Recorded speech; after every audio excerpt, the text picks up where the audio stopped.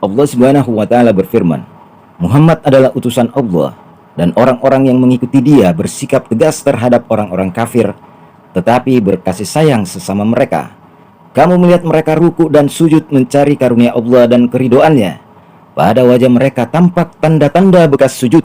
Adapun ciri-ciri mereka yang tertulis di dalam Taurat dan ciri-ciri mereka yang tertulis di dalam Injil, yaitu seperti benih yang mengeluarkan tunasnya.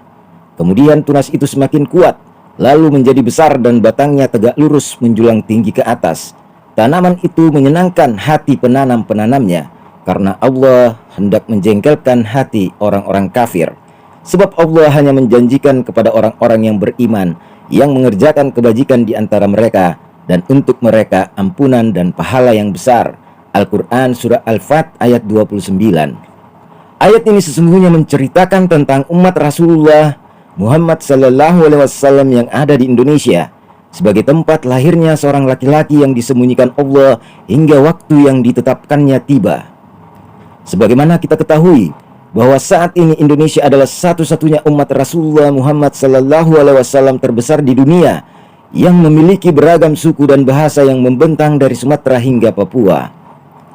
Walaupun berbeda-beda, namun mereka tetap satu, yaitu tiada Tuhan yang patut disembah kecuali Allah. Dan istimewanya, perbedaan itu telah dirahmati oleh Allah sesuai dengan apa yang pernah disabdakan oleh Rasulullah Muhammad Sallallahu Alaihi Wasallam, bahwa perbedaan umatku adalah rahmat. Tidak seperti dengan Islam yang ada di belahan dunia yang lain, di mana mereka terus-menerus berperang antar penganut agama Islam. Tapi di Indonesia, umat Muslim saling hormat menghormati dan saling mengasihi sehingga tidak pernah terdengar perang terbuka dengan sesamanya. Namun jika ada non-Muslim yang mencoba menista agama Islam, maka umat Muslim di Indonesia sangat tegas kepada kaum kafir tersebut. Dan kondisi ini tercermin pada redaksi awal pada surah Al-Fat ayat 29 tadi yang menggambarkan kehidupan umat Rasulullah yang sangat Indonesia banget. Orang-orang yang mengikuti Muhammad bersikap tegas kepada orang-orang kafir dan berkasih sayang dengan sesamanya.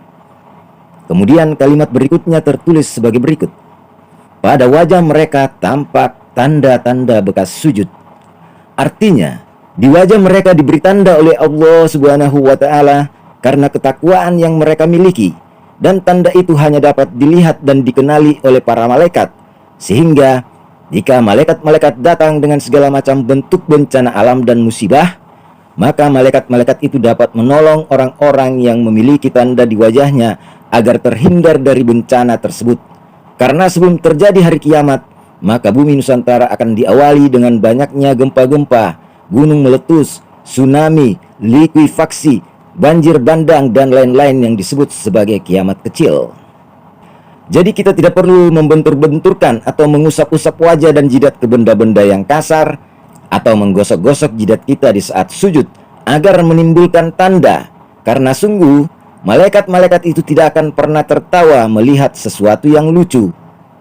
Kemudian pada redaksi berikutnya, di dalam surah Al-Fat ayat 29 tadi, Allah Subhanahu wa taala ingin menunjukkan kepada seluruh manusia di bumi dalam bahasa perumpamaan tentang ciri-ciri dari orang-orang yang mengikuti Rasulullah Muhammad sallallahu alaihi wasallam tersebut yang berbunyi sebagai berikut. Adapun ciri-ciri mereka yang tertulis dalam Taurat dan ciri-ciri mereka yang tertulis dalam Injil, yaitu seperti benih yang mengeluarkan tunasnya. Kemudian tunas itu semakin kuat, lalu menjadi besar dan batangnya tegak lurus menjulang tinggi ke atas. Tanaman itu menyenangkan hati penanam-penanamnya. Jadi redaksi kalimat tersebut ingin menyampaikan tentang keluarnya sebuah tunas dari benih yang baik yang ditanam oleh orang-orang yang menanamnya. Lalu tunas dari benih itu akan memiliki kekuatan hingga menjulang tinggi ke atas. Benih yang dimaksud dalam surah Al-Fat adalah orang-orang beriman yang mengikuti Rasulullah Muhammad SAW. Kemudian penanam-penanam berarti nenek moyang mereka yang sejak dahulu kala menanamkan kebaikan berupa ketakwaan kepada Allah Subhanahu wa taala. Kemudian dari orang-orang kurus dan keturunan-keturunannya itu, maka akan lahir di antara mereka seorang yang akan memiliki kedudukan yang tinggi yang biasanya identik dengan seorang raja. Sehingga jika ketiga redaksi-redaksi itu digabung, maka itu berarti bahwa raja yang adil tersebut akan lahir di Indonesia dari orang-orang yang senantiasa taat kepada Rasulullah, dan orang-orang beriman beserta sang raja itu berasal dari keturunan orang-orang suci pilihan Allah. Dan kebetulan hal itu sangat berhubungan dengan harapan penghuni negeri, bahwa sejak dahulu kala masyarakat Indonesia sendiri telah menunggu kemunculan seorang ratu adil atau raja adil yang bergelar Satrio Piningit. Maka dengan itu timbul pertanyaan-pertanyaan sebagai berikut. Yang pertama, apakah benar Satrio Piningit diramalkan juga kedatangannya di dalam Taurat dan Injil sebagaimana disebutkan dalam surah Al-Fat tadi? Yang kedua, apa yang dimaksud dengan benih dan tunas yang menjulang tinggi? Yang ketiga, apa yang dimaksud dengan penanam-penanamnya? Dan yang keempat, siapakah penanam-penanam benih itu? Nah, untuk jawaban pertama yang berbunyi, apakah benar Satrio Piningit diramalkan juga kedatangannya dalam Taurat dan Injil? Hal ini perlu ditanyakan karena adanya sebutan di dalam ayat tadi tentang benih dan tunas yang tertulis juga di kitab Taurat Nabi Musa dan kitab Injil Nabi Isa alaihissalam. Maka marilah kita lihat ayat-ayat tentang benih dan tunas dalam Taurat dan Injil berikut ini untuk membuktikan kebenaran dari firman Allah pada surah Al-Fat ayat 29 tadi. Allah berfirman di dalam Taurat, air mengalir dari timbanya dan benihnya mendapat air yang sangat banyak, sehingga rajanya akan naik tinggi melebihi Agag dan kerajaannya akan dimuliakan. Kemudian Allah berfirman di dalam Injil, katakanlah wahai Isa al-Masih, beginilah tentang kerajaan Allah. Seumpama orang yang menaburkan benih di tanah, lalu pada malam hari ia tidur, dan pada siang hari ia bangun, dan benih itu mengeluarkan tunas, dan tunas itu makin tinggi. Bagaimana terjadinya tidak diketahui orang itu. Bumi dengan sendirinya mengeluarkan buah, mula-mula tangkainya, lalu bulirnya, kemudian butir-butir yang penuh isinya dalam bulir itu. Apabila buah itu sudah cukup masak, orang itu segera memanennya, sebab musim menuai akan segera tiba. Nah, kedua ayat-ayat tadi yang tertulis di dalam Taurat dan Injil telah membuktikan kebenaran Al-Quran surah Al-Fat ayat 29, di mana kedua ayat dari Taurat dan Injil tersebut menjelaskan sebuah benih yang kelak bertunas dan menjadi tinggi, menjulang, lalu menjadi raja, dan bagaimana proses terjadinya antara masa percampuran darah dari keturunan orang-orang pilihan tersebut hingga lahirnya seorang raja yang adil dan bijaksana, bahwa sesungguhnya proses tersebut sama sekali tak seorang pun yang mengetahuinya kecuali Allah Subhanahu wa Ta'ala. Selanjutnya kita beralih ke pertanyaan kedua, apakah yang dimaksud dengan benih dan tunas menjulang tinggi? Jawabannya tentu masih berhubungan dengan Taurat bilangan 24 yang berbunyi, air mengalir dari timbanya dan benihnya mendapat air yang sangat banyak, sehingga rajanya akan naik tinggi melebihi Agag dan kerajaannya akan dimuliakan. Taurat surah bilangan. Artinya bahwa Satrio Piningit atau sang tunas akan lahir dari keturunan atau benih dari orang-orang yang suci, atau lahir dari keturunan nabi-nabi, kemudian kelak akan menjadi raja yang besar yang memiliki hati yang bijaksana dan adil dalam menerapkan hukum-hukum Allah yang tercantum di dalam Al-Quran, serta memiliki derajat kemuliaan yang tinggi di sisi Allah Subhanahu wa Ta'ala. Lalu pertanyaan yang ketiga, apakah yang dimaksud dengan penanam-penanamnya? Jika diperhatikan kalimatnya, maka penanam-penanam itu pasti lebih dari satu, karena dinyatakan dalam kalimat berulang, yaitu penanam-penanamnya. Ketika kita semakin jelas bahwa sang tunas yang dimaksud itu adalah Satrio Piningit atau Imam Mahdi, maka penanam-penanam itu tentunya adalah bapak-bapaknya atau kakek-kakeknya atau nenek moyang bangsa Indonesia. Jadi Satrio Piningit adalah putra dari keseluruhan penanam-penanam tersebut. Lalu berikutnya, pertanyaan keempat, jadi siapa-siapa sajakah penanam-penanam tersebut? Maka mari kita lihat sejarah awal terjadinya janji Allah tentang kelahiran seorang manusia yang kelak menjadi raja besar di akhir zaman. Semuanya bermula dari janji Allah Subhanahu wa Ta'ala kepada Nabi Ibrahim alaihissalam. Allah Subhanahu wa Ta'ala berfirman di dalam Al-Quran surah Al-Baqarah ayat 124. Dan ingatlah ketika Ibrahim diuji Tuhannya dengan beberapa kalimat, lalu dia melaksanakannya dengan sempurna. Kemudian Allah berfirman, sesungguhnya aku akan menjadikan dari keturunanmu seorang imam bagi manusia. Dia Ibrahim berkata, dan apakah dari seluruh anak cucuku? Allah berfirman, janjiku ini tidak berlaku bagi orang-orang yang zalim dari keturunanmu. Jadi Allah Subhanahu wa Ta'ala telah menjanjikan kepada Nabi Ibrahim untuk menjadikan seorang imam atau pemimpin di akhir zaman dari keturunan-keturunan beliau, tapi tidak termasuk keturunan-keturunannya yang sesat dan menyesatkan. Itu berarti tidak ada keistimewaan bagi seluruh keturunan-keturunan nabi-nabi dari garis keturunan Nabi Ibrahim alaihissalam jika mereka tenggelam dalam kesesatan. Nabi Ibrahim memiliki 2 orang anak, yaitu Ismail dan Ishak. Ismail memiliki 12 orang anak, dan dari anak-anak Nabi Ismail yang dipilih hanya 1, yaitu Kedar. Dari Kedar menghasilkan Bani Quraisy yang menurunkan klan Bani Hashim, dan dari Bani Hashim Allah Subhanahu wa Ta'ala memilih Ali bin Abi Thalib. Lalu kemudian dari Ali bin Abi Thalib memiliki 2 orang anak, dan yang terpilih adalah Hasan bin Ali yang akan meneruskan keturunan Ali bin Abi Thalib yang kelak di akhir zaman melahirkan seorang imam yang dijanjikan Allah kepada Nabi Ibrahim alaihissalam. Dan ceritakanlah kisah Ismail yang tertulis di dalam sebuah kitab. Dia sungguh seorang yang benar janjinya, seorang rasul dan nabi, dan dia menyuruh keluarganya untuk melaksanakan sholat dan menunaikan zakat. Dan dia seorang yang diridhoi di sisi Tuhannya. Al-Quran Surah Maryam ayat 54-55. Selanjutnya Ishak. Ishak memiliki 2 putra. Yang dipilih adalah Nabi Yakub alaihissalam. Lalu Nabi Yakub memiliki 12 orang putra. Dan dari 12 putra itu dipilih 3 orang anak, yaitu Levi, Yehutsa, dan Yusuf. Dari Levi terpilih Harun, dan dari Harun terpilih Nabi Imran alaihissalam. Berikutnya dari Yehutsa terpilih Daud, yang diteruskan oleh putranya yang bernama Sulaiman bin Daud. Selanjutnya Nabi Yusuf memiliki 2 orang anak, yang terpilih adalah Ifraim bin Yusuf. Mereka itulah yang akan meneruskan keturunan Nabi Yakub yang kelak di akhir zaman melahirkan seorang imam yang dijanjikan Allah kepada Nabi Ibrahim alaihissalam. Allah Subhanahu wa Ta'ala berfirman di dalam Al-Quran, "Dan ingatlah hamba-hamba kami Ibrahim, Ishak, dan Yakub sebagai pemilik kekuatan-kekuatan Tuhan di bumi, dan mereka bukanlah dukun peramal." Al-Quran Surah Sad ayat 45. Dan dari keseluruhan anak-anak Ismail dan Ishak yang disebutkan tadi, mereka itulah yang akan menjadi bapak-bapak dari Satrio Piningit.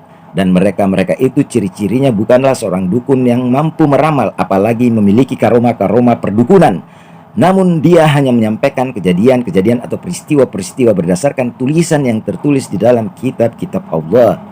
Maka timbul pertanyaan lagi, apakah ada dalilnya mengenai keturunan-keturunan Nabi Yusuf, Harun, dan Nabi Daud alaihissalam sebagai orang-orang yang dipilih untuk melanjutkan janji Allah kepada Nabi Ibrahim alaihissalam?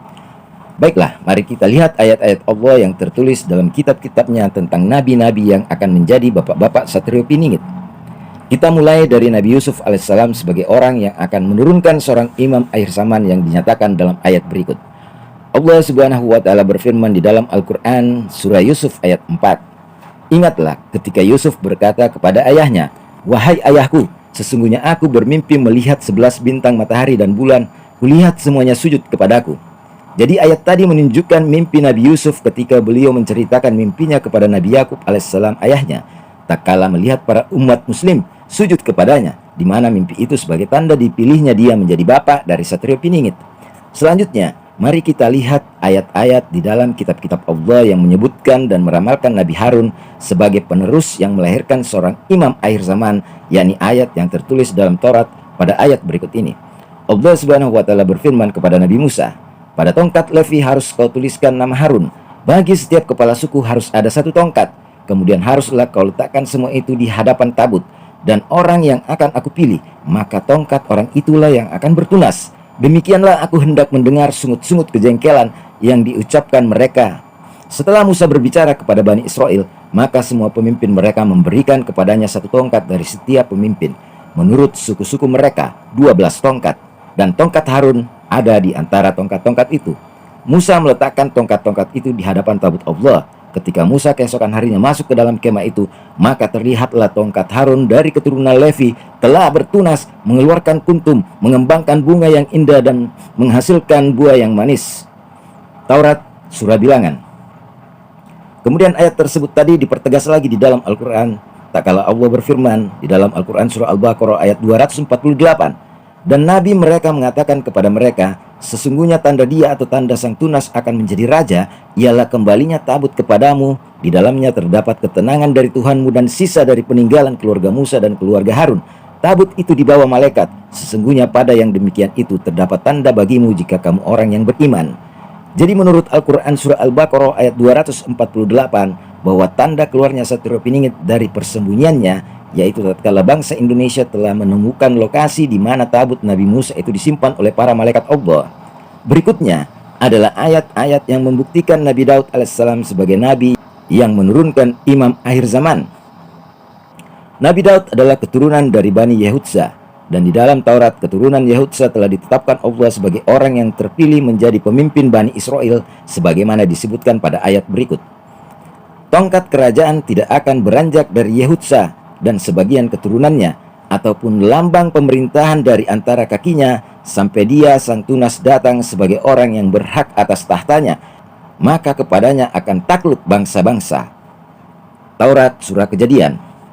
Jadi jauh sebelum Nabi Daud alaihissalam lahir ke dunia, nenek moyangnya yang bernama Yehudza bin Yakub telah ditetapkan sebagai pemimpin yang tak tergantikan hingga akhirnya muncul seorang dari generasi campuran yang bergelar Al-Mahdi yang akan mengambil tahtanya dan menggantikan posisi Yehudza sebagai raja atau pemimpin.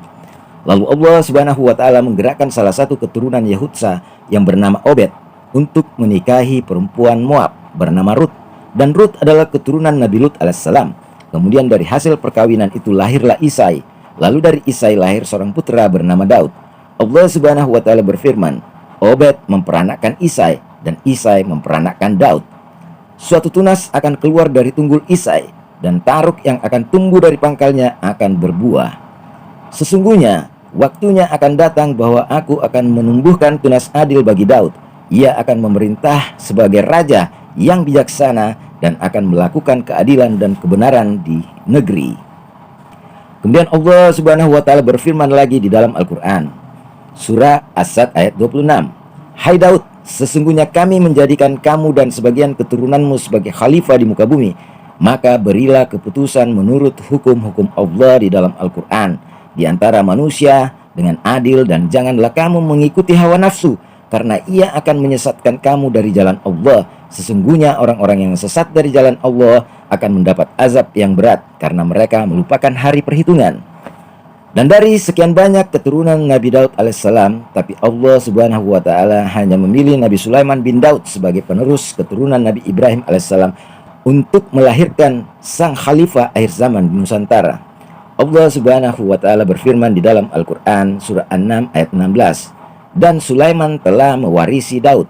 Dan dia berkata, hai manusia, kami telah diberi pengertian tentang suara burung, atau pengertian tentang ilham dari malaikat, dan kami diberi segala sesuatu. Sesungguhnya semua ini benar-benar suatu karunia yang nyata. Demikianlah Nabi Sulaiman mewarisi kerajaan Nabi Daud alaihissalam guna melahirkan seorang raja akhir zaman. Dan pencampuran keturunan Ismail dan Ishak tersebut berasal dari Ahlul Bait Rasulullah, atau yang biasa disebut sebagai umat beliau. Dan menurut Al-Quran, umat beliau di dunia hanya tinggal menyisakan satu kaum saja, yaitu bangsa Indonesia. Rasulullah Shallallahu Alaihi Wasallam bersabda, Al-Mahdi adalah dari kami, yaitu Ahlul Baitku atau dari umatku. Allah memperbaikinya dalam satu malam. Al-Mahdi yang dinanti-nantikan itu adalah dari Ahlul Baitku atau dari umatku. Allah akan menyempurnakan keislamannya dalam satu malam saja.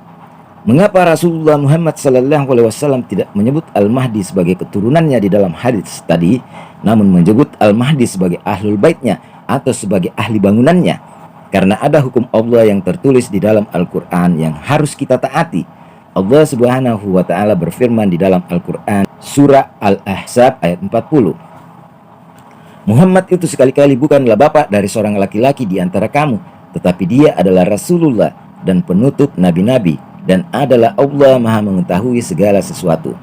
Jadi, dari ayat tadi secara terang menjelaskan bahwa Rasulullah tidak bisa disebut sebagai bapak Al-Mahdi, atau tidak bisa disebut sebagai kakek atau nenek moyang Al-Mahdi, atau nenek moyang Satrio Piningit. Hal itu disebabkan karena Al-Mahdi lahir dari jalur putri beliau, Siti Fatimah, sehingga keturunan beliau terputus. Dan sesungguhnya bapak Al-Mahdi adalah Ali bin Abi Thalib, yang diteruskan ke jalur putranya yang bernama Hasan bin Ali. Dan Allah Subhanahu wa ta'ala memilih Ali bin Abi Thalib karena beliau adalah salah satu orang yang lebih dulu masuk Islam setelah istri Rasulullah. Dan Allah memilih Hasan bin Ali karena beliau adalah cucu Rasulullah yang memiliki kesabaran yang sangat tinggi dan mempunyai sifat penyerahan diri kepada Allah yang sangat tawadhu. Jadi percampuran darah para nabi dan rasul telah ditetapkan sejak dahulu kala, Dan hal itu semakin dipertegas lagi di dalam Al-Quran bahwa sesungguhnya perkawinan di antara keturunan para nabi-nabi dan rasul-rasul tersebut telah disebutkan dalam kalimat perumpamaan sebagai satu keturunan yang sebagiannya dari yang lain, yang artinya lahirnya seorang putra Satrio Piningit yang sebagian darahnya berasal dari sebagian yang lainnya, sebagaimana yang telah difirmankan Allah di dalam Al-Quran surah Ali Imran ayat 33-34. Sesungguhnya Allah telah memilih Adam, Nuh, keluarga Ibrahim, dan keluarga Imran melebihi segala umat sebagai yang menurunkan satu keturunan yang sebagiannya dari yang lain, dan Allah maha mendengar lagi maha mengetahui. Jadi begini kira-kira jalur percampuran darah tersebut berjalan. Wallahu a'lam bissawab. Nabi Yusuf melahirkan Ifraim. Dari Ifraim ini kelak di akhir zaman melahirkan seorang laki-laki bernama Yusuf yang kemudian menikahi Siti Maryam dari keturunan Nabi Harun alaihissalam. Selanjutnya Nabi Harun setelah beberapa generasi dari keturunannya kemudian melahirkan Nabi Imran alaihissalam. Lalu Nabi Imran melahirkan Siti Maryam. Setelah Siti Maryam melahirkan Nabi Isa alaihissalam tanpa ayah, lalu sesudah Nabi Isa alaihissalam beranjak dewasa, maka Siti Maryam kemudian menikahi laki-laki dari keturunan Nabi Yusuf dari anaknya Ifraim bin Yusuf. Dan dari pernikahan ini kelak di akhir zaman melahirkan seorang perempuan bernama Aminah. Selanjutnya Ali bin Abi Thalib melahirkan Hasan bin Ali. Dari Hasan ini kelak di akhir zaman melahirkan seorang putra bernama Abdullah yang akan menikahi Siti Aminah dari keturunan Yusuf dan Siti Maryam. Dan dari perkawinan Abdullah dan Siti Aminah kelak melahirkan seorang putra yang akan menikahi perempuan keturunan Nabi Daud alaihissalam. Selanjutnya Nabi Daud melahirkan seorang putra bernama Sulaiman. Dari Nabi Sulaiman ini kelak di akhir zaman melahirkan seorang perempuan yang akan menikahi laki-laki dari keturunan Abdullah dan Siti Aminah. Rasulullah Muhammad SAW bersabda, Al-Mahdi dari Ahlul Baitku, nama bapaknya sama dengan nama bapakku, dan nama ibunya sama dengan nama ibuku. Jadi kakek moyang dan nenek moyang atau kakek nenek buyut Imam Mahdi bernama Abdullah dan Siti Aminah. Jadi dengan melihat fakta dari ayat-ayat tersebut tadi, tentunya hal itu akan mengecewakan dan menjengkelkan bagi orang-orang yang tidak terpilih atau bagi orang-orang kafir, baik itu orang-orang yang tinggal di Indonesia, apalagi orang asing dari benua lain. Karena begitu lama orang-orang Yahudi dan orang-orang Kristen Ortodok menunggu dengan sabar kedatangan putra Daud, dan juga begitu lama orang-orang Samaritan menunggu dengan penuh harap kedatangan putra Harun. Namun sayangnya sang putra hanya dijanjikan kepada umat muslim dalam bentuk sebagai pribadi Al-Mahdi atau Satrio Piningit, sebagaimana yang tertulis dalam redaksi terakhir dalam surah Al-Fat ayat 29. Sebab Allah hendak menjengkelkan hati orang-orang kafir, karena Allah hanya menjanjikan sang tunas kepada orang-orang yang beriman dari kalangan umat Rasulullah Muhammad SAW yang mengerjakan kebajikan di antara mereka, dan untuk mereka ampunan dan pahala yang besar.